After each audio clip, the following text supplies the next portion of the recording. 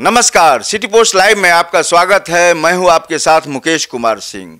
तेजस्वी यादव की अधिकार यात्रा आज समाप्त हो गई और इस अधिकार यात्रा के जरिए क्या नफा नुकसान हुआ, चूंकि वोटर अधिकार यात्रा के दौरान राहुल गांधी ने काफ़ी माइलेज लिया था और उसका नुकसान तेजस्वी यादव को हुआ था और उन्होंने इसे महसूसा। उसके बाद अधिकार यात्रा पर वह निकले, आज उसका समापन हो गया है। तो इस अधिकार यात्रा का क्या नफ़ा नुकसान हुआ है, हमारे हाउस के चीफ एडिटर श्रीकांत प्रत्युष हैं, उनसे बातचीत करते हैं। यह अधिकार यात्रा कम दिनों की ही थी, लेकिन जहाँ भी तेजस्वी यादव गए बड़ी भीड़ रही, जनसैलाब रहा, कार्यकर्ताओं में उत्साह रहा। तो इसको अगर नफ़ा नुकसान के दृष्टिकोण से देखें तो कितना नफ़ा हुआ इस यात्रा के दौरान? देखिए, तेजस्वी यादव की 5 दिनों की यात्रा थी, जहानाबाद से शुरू हुई थी। मैं वहाँ गया था, झमाझम बारिश हो रही थी, मौसम बहुत ख़राब था और मैं तो 8:30 बजे ही मैदान में पहुँच गया था, जहाँ पर से यात्रा शुरू होनी थी, सभा होनी थी।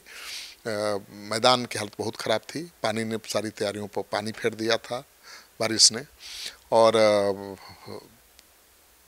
जब मैं वहाँ से चला पटना के रास्ते में, तो सड़कों के किनारे सैकड़ों समर्थक झंडा हाथ में लिए पानी में भीगते पानी में इंतज़ार करते नजर आए।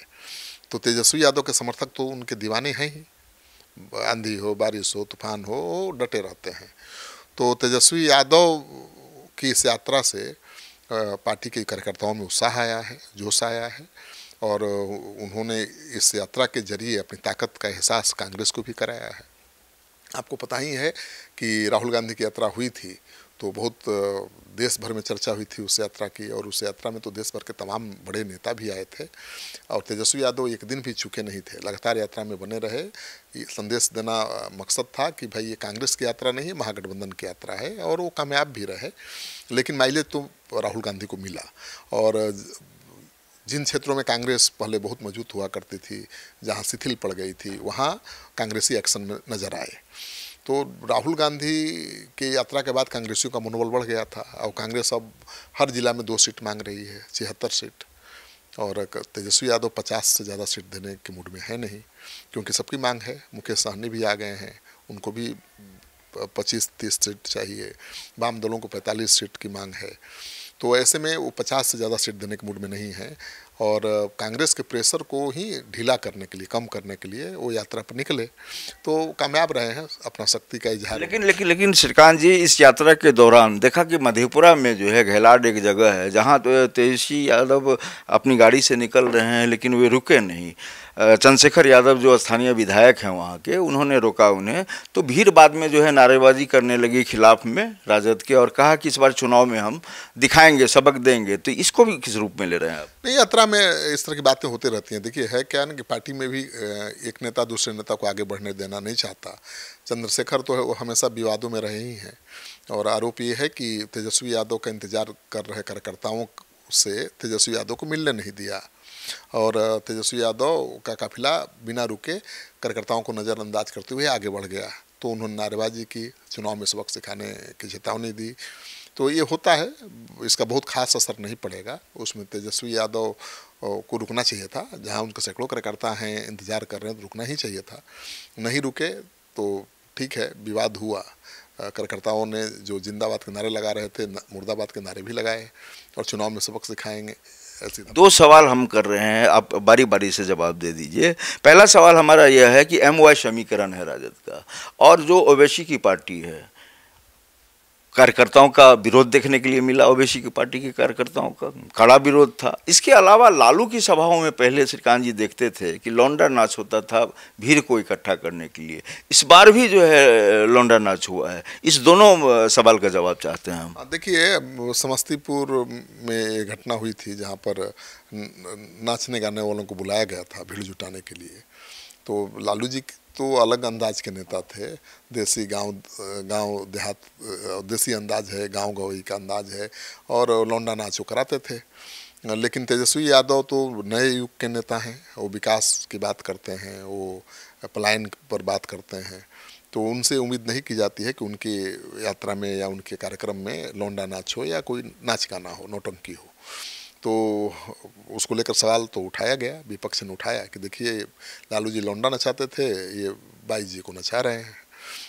ठीक है। और जहाँ तक आपका सवाल है MIM को लेकर, तो MIM नाराज है, क्योंकि MIM शुरू से ही मांग कर रहा है कि उसके महागठबंधन में उसको जगह दी जाए, लेकिन तेजस्वी यादव ने ना कर दी है, जगह देने को तैयार नहीं है और देंगे भी नहीं, क्योंकि MOI समीकरण के बलबूते पर ही उनकी राजनीति चलती है। और MIM को तरजीह देंगे तो फिर तो उनका MOI समीकरण ध्वस्त हो जाएगा। लेकिन MIM के कार्यकर्ताओं ने उनका विरोध किया कि भाई MIM को नहीं लीजिएगा तो हम आपको वोट नहीं देंगे। मुसलमानों ने भी नारे लगाए। और ये सच है कि जो मुस्लिम यूथ हैं उनमें MIM का क्रेज बढ़ा है, और ऐसे ही थोड़े 5 सीट जीत गया MIM।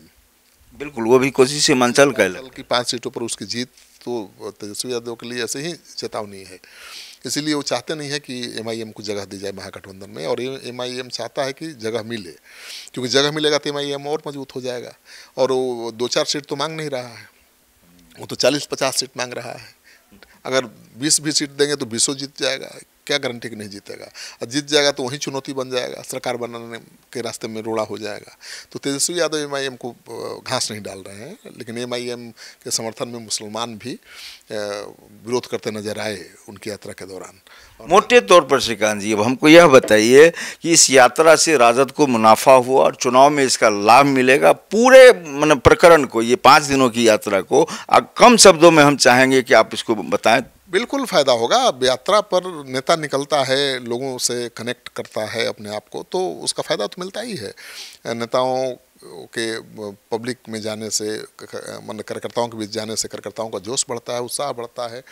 तेजस्वी यादव तो राहुल गांधी की यात्रा में भी लगातार थे, कभी उन्होंने इतना दिन लगातार यात्रा की नहीं थी, लेकिन राहुल गांधी के साथ डटे रहे। और राहुल गांधी की पार्टी ने जब ज़्यादा प्रेशर बना दिया तो अकेले यात्रा पर निकल गए। तो यात्रा पर निकलने से उनके शक्ति दिखी है, उनकी ताकत दिखी है। भाई राहुल गांधी की यात्रा थी, उसमें जितनी भी भीड़ दिखे तो क्रेडिट तो तेजस्वी को मिलता नहीं।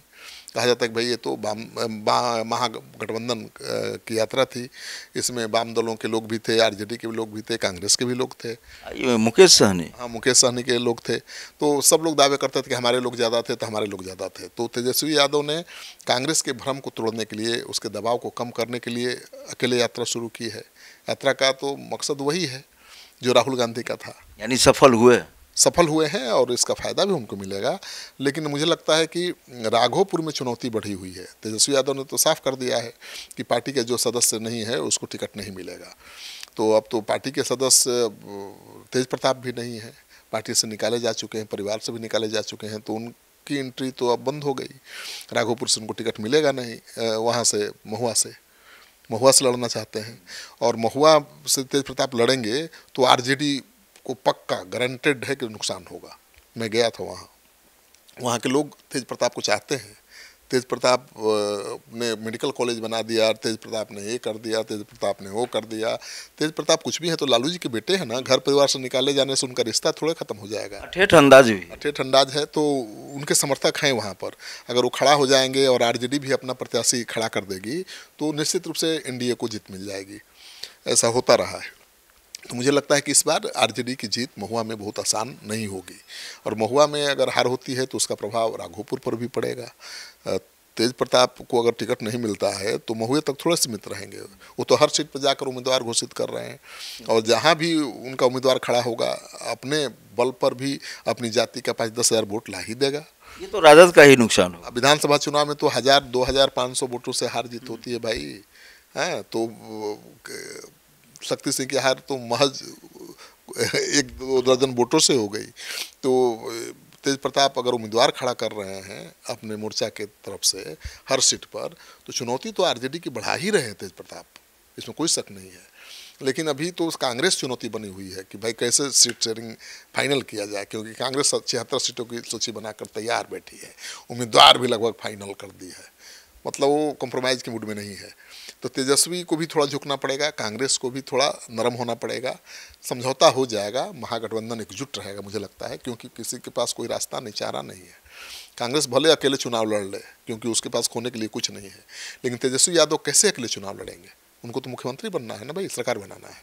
आपने सुना अकेले लड़ेगी तो कोई फायदे में भी नहीं रहेगी, हैं। ठीक है, नुकसान तो हो जाएगा तेजस्वी का, लेकिन कांग्रेस को क्या मिलेगा?